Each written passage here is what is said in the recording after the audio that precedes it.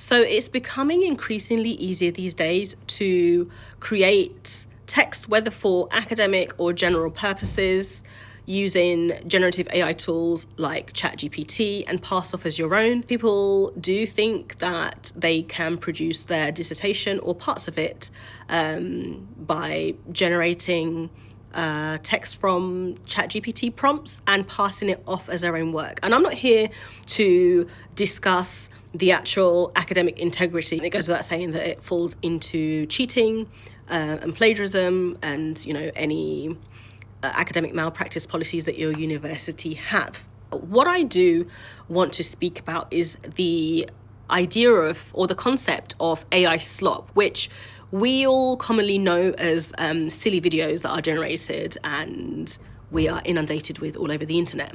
But AI slop also manifests in academic writing. And from an assessor point of view, or from a reader point of view, it is very, very easy to see something that falls into the category of AI slop based on its quality.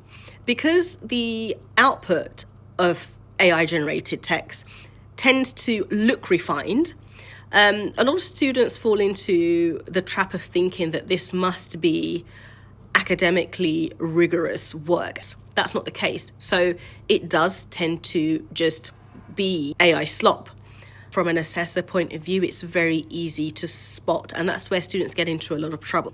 The very first thing to do to avoid this is to just not ask any generative AI tool to produce work for you that you want to pass off as your own, for obvious reasons, as I mentioned, of academic integrity, but also because you are cheating yourself in terms of what you're academically capable of. You do need to trust your voice. You need to trust your ideas. And while that might be really hard to do, particularly if academic writing is something that's new to you, you do have to understand that ChatGPT and other tools like it are trained on huge amounts of text and data that is created by authentic human thought and ideas.